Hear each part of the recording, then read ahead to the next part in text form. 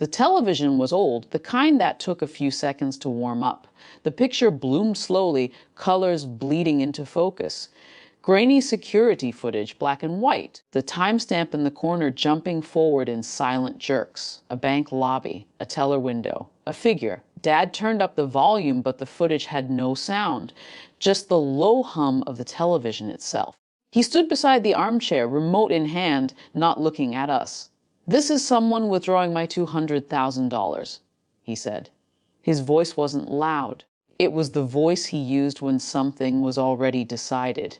"Do you recognize yourself?" I opened my mouth. Nothing came out. It wasn't guilt. It was the sheer impossibility of language.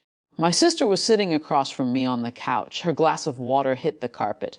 Not dropped dramatically. Her hand just stopped working.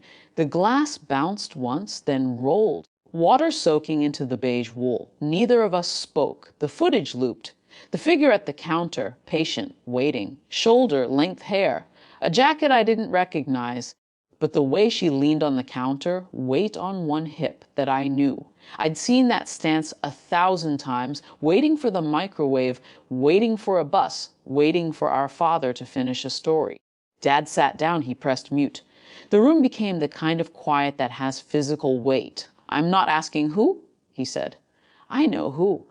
I'm asking if you have anything to say." I looked at my sister. She was staring at the wet carpet, at the glass, at anything but him.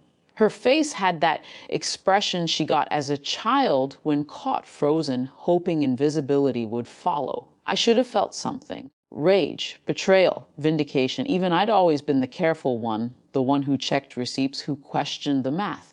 But I just felt cold and tired and strangely outside myself. Watching this happen to someone else's family. 30 minutes, that's what the officer said later.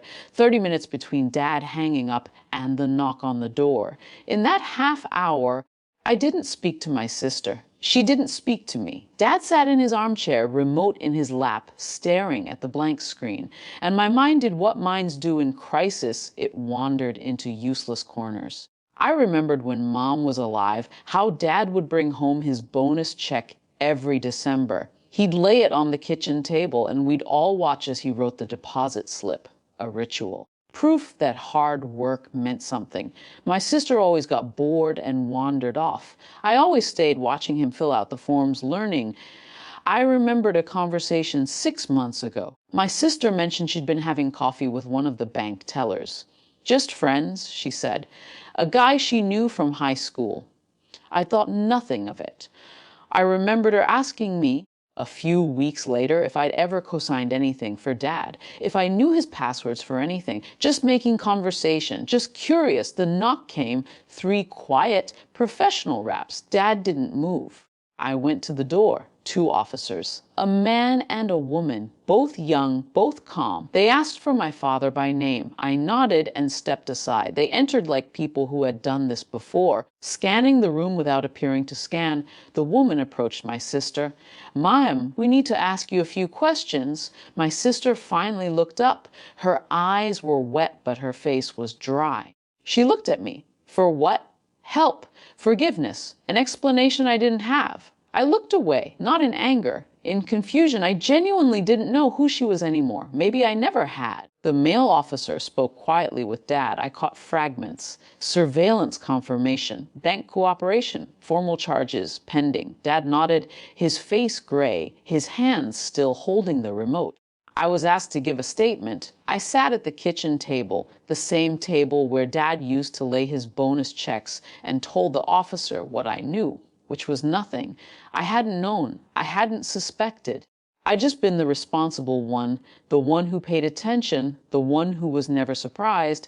The irony sat in my stomach like bad meat.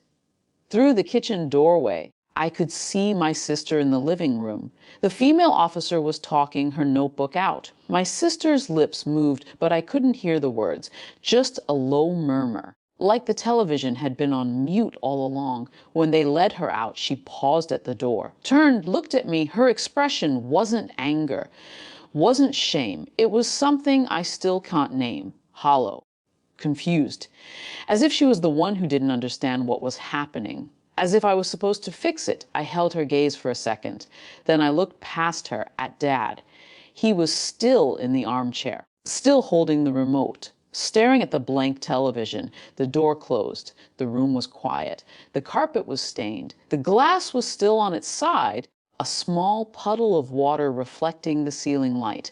I sat down on the couch. Dad didn't move. Neither did I. 30 minutes later, we were still there,